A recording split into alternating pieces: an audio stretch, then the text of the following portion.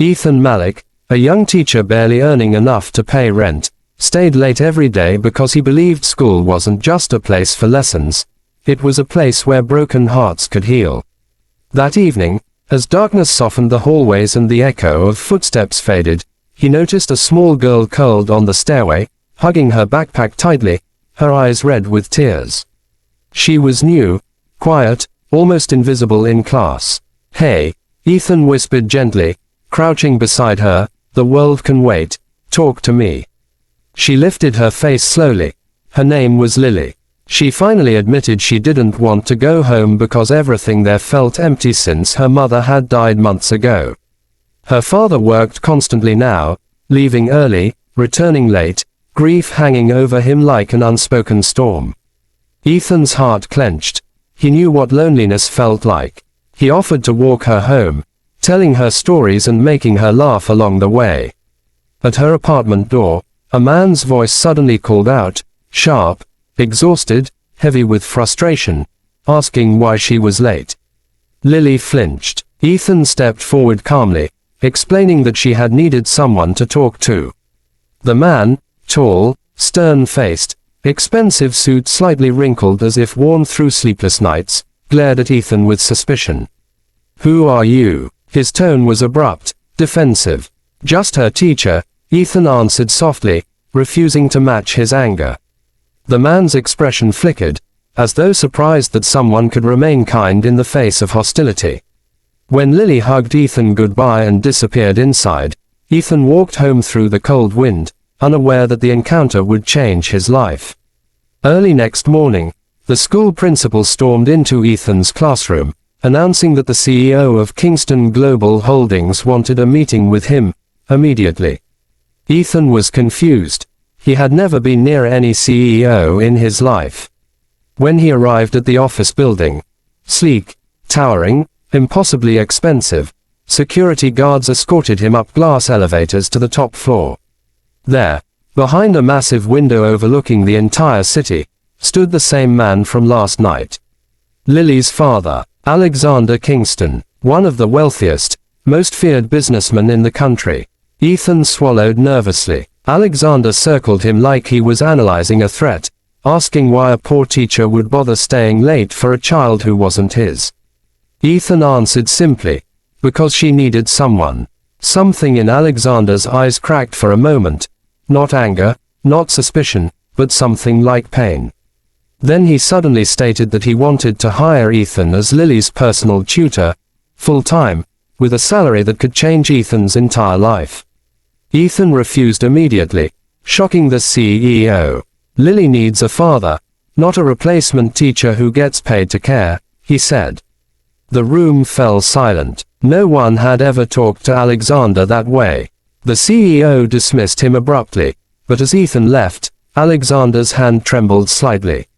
That night Alexander stood in his daughter's room watching her sleep, realizing he had spent months burying himself in work, pretending grief wasn't suffocating them both. And now, he couldn't forget the words of the poor young teacher who had nothing, but somehow still had more to give. Meanwhile, Ethan struggled too. Rent was overdue again, his electricity bill threatened disconnection, and he ate instant noodles for the fourth night in a row. But he didn't regret refusing the offer.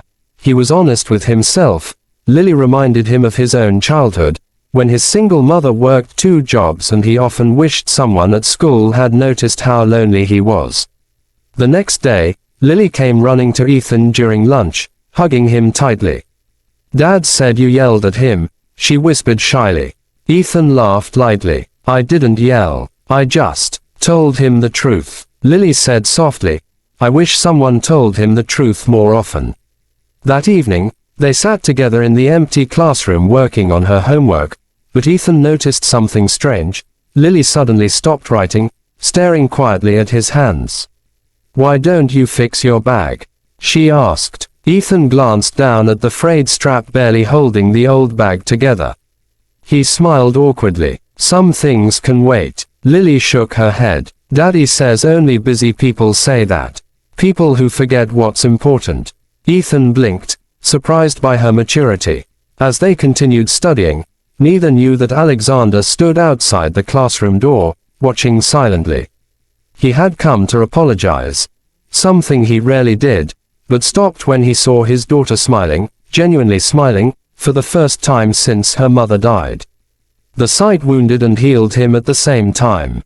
He left quietly. Later that night, Ethan found an envelope slipped under his apartment door. No name. Inside, a simple note. "Thank you for giving my daughter the one thing I forgot she needed, time." Attached was a card requesting another meeting.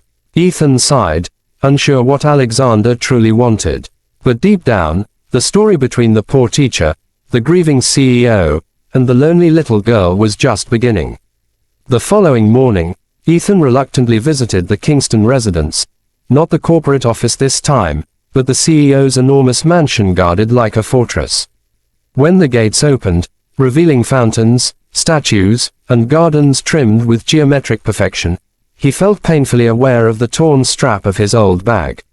A butler escorted him inside to a vast room lined with photographs of Alexander, Lily, and a woman with gentle eyes, the late Mrs. Kingston. Ethan instantly understood why grief consumed the household. Alexander entered quietly, dressed simply today, looking less like a CEO and more like a widower trying to piece his life together. He offered Ethan coffee and attempted a conversation, awkwardly admitting he had been too hard on him. Ethan shrugged it off, but Alexander persisted, saying Lily spoke about him non-stop. After a moment of silence, Alexander surprised him again, not with a job offer, but with a request: "Teach me how to talk to my daughter again." Ethan was stunned. CEOs never asked for help, especially not with something so vulnerable. But he agreed. The following days changed everything. Ethan visited after school, guiding father and daughter through small moments, helping Lily bake cookies while Alexander hesitated at every step, encouraging them to take short walks in the garden, playing simple word games that made Lily laugh loudly, her grief slowly dissolving. Alexander watched Ethan with a mixture of gratitude and envy. How did someone with so little manage to give so much? Meanwhile, Ethan's own struggles worsened. His landlord demanded payment, and one night Ethan fainted from exhaustion after skipping meals to save money. When he didn't show up to school the next morning, Lily panicked. Alexander personally drove to Ethan's shabby apartment and found him pale, weak, and half-conscious. Shock ripped through the billionaire. He had been so caught up learning how to be a better father that he failed to see the quiet suffering of the man helping him. Without asking permission, Alexander brought Ethan to a private clinic.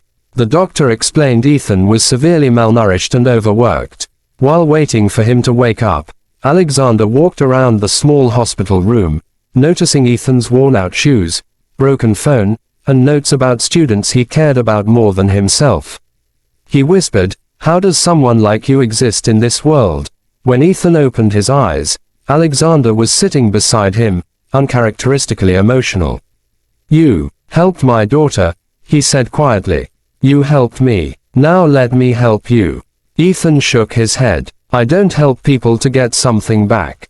And that," Alexander replied, voice breaking, "is why you deserve help more than anyone." Lily ran into the room moments later, crying and hugging Ethan, begging him not to leave her life. Ethan reassured her gently that he never intended to.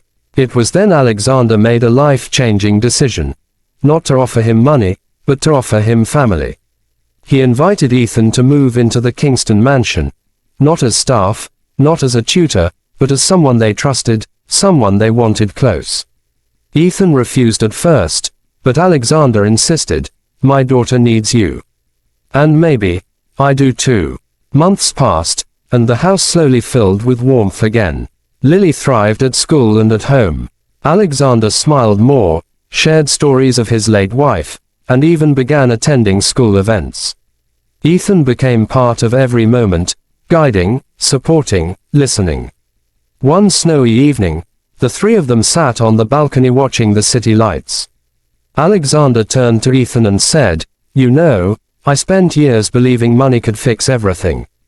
But it was a poor teacher who gave me the one thing I lost, hope." Ethan laughed shyly, but Alexander's tone was serious. You helped rebuild my family. Now you're part of it, whether you like it or not. Lily nodded eagerly, hugging Ethan's arm. Ethan felt tears burning in his eyes, not from sadness, but from the strange, unexpected truth. He had finally found his family too. Their story spread throughout the city, not as a tale of wealth and charity, but as proof that kindness from the humblest hearts carries the power to heal even the richest souls. And as their bond strengthened, Ethan's life transformed from a struggle for survival into a journey of love, connection, and purpose. A poor teacher, a grieving billionaire, and the little girl who brought them together. Sometimes the people we save are the ones who save us back. If you love emotional, powerful stories like this, don't forget to like, subscribe, and turn on the bell icon so you never miss the next story. Your support keeps these stories alive.